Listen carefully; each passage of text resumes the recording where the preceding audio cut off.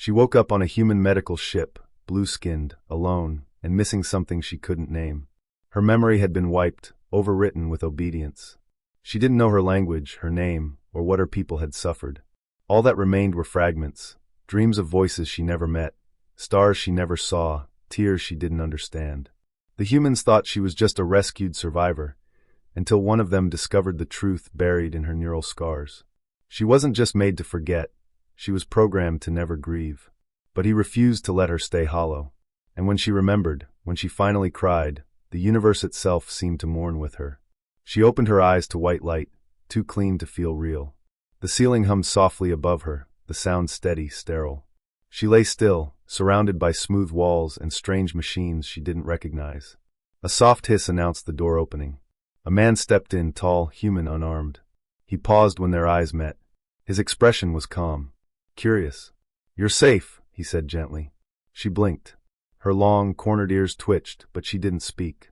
Her blue hands tightened slightly over the thermal blanket covering her body. Safe. The word floated in her head like a sound with no weight. She didn't feel unsafe. But she didn't feel anything else either. They told her name was Naria. They had recovered her from a wreckage orbiting a scorched moon, alone, barely alive. There were scars on her back that pulsed with faded light, and along her neck, a faint pattern of surgical scoring. They assumed she had been part of a failed evacuation. No ID. No datapad. No living records. Only the symbol on her collarbone, a faint tattoo, partially burned, a spiral inside a sunburst. No human database could identify it. Naria walked without question, spoke only when asked. She followed commands, responded with polite gestures, and maintained a blank expression that unnerved even the most battle-hardened medics. Something about her calm wasn't peace, it was silence pressed into bone. She slept in a medbay cot, ate precisely what she was given, and sat for hours beside the viewport, watching the stars like she was waiting for them to tell her who she was. Lieutenant Roan Hale was the first one to notice what no one else did. He worked in linguistic AI, mostly decoding nonverbal communication in refugee survivors. But Naria fascinated him. She didn't flinch, didn't stutter, didn't dream. Every time she was questioned, her voice was polite, calm, even warm. But hollow, as if every word came from a rehearsed place inside her, scripted, not lived. He tested her subtly at first. Slipped words from extinct languages into casual conversations. She never reacted. Played old songs of alien origin. No flicker of recognition. Showed her images of war zones, monuments, extinct civilizations. Nothing. Until he tried something different. He brought her a fragment of scorched cloth from the crash site, charred fabric woven with unfamiliar geometric thread.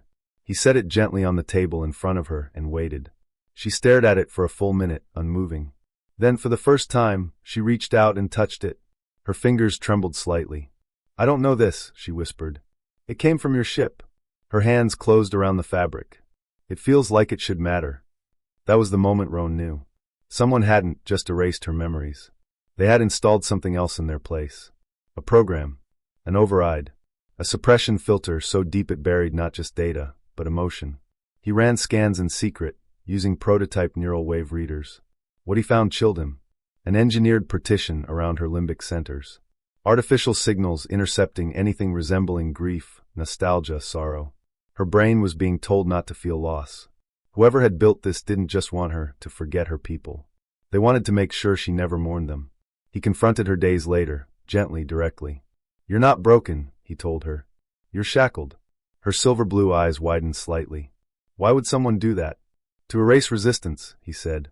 "To erase identity. If you don't grieve what was lost, you'll never try to bring it back." She turned away. "Then maybe I wasn't meant to remember." Roan stepped closer, voice soft. "Or maybe you were meant to survive.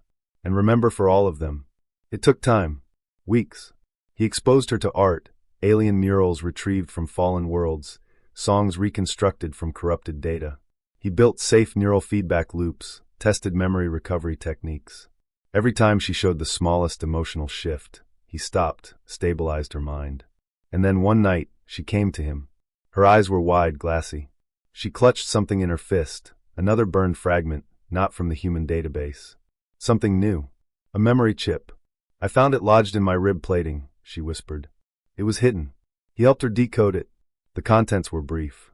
A single video fragment, shaky, low resolution. A woman, blue-skinned like Narration, laughing in the golden light of a twin-star planet. Children played behind her, their long ears flicking in the wind. Then a siren. Panic. Fire. Screaming. Static. Narration collapsed to her knees. And finally she cried. She wept without sound at first, as if her body didn't know how to do it anymore. But the tears came, silent rivers on her skin, shimmering in the light of the data chip's glow. Roan knelt beside her, wordless. Let her fall into him. Let her shake. Let her remember. After that, everything changed. Narration no longer walked like a ghost. She asked questions, demanded records. She pieced together fragments of her culture from the ashes of scattered archives. She wrote names, drew faces, hummed melodies she hadn't known she remembered. And then she began to build.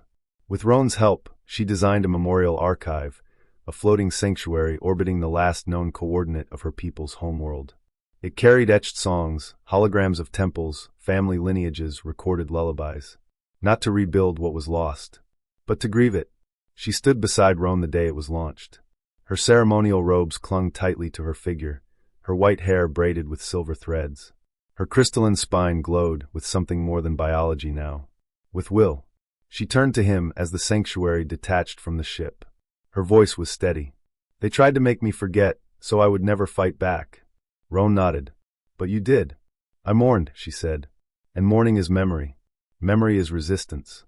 And as the stars carried her people's legacy into the void, she whispered one last promise. I remember all of you now. I will never stop,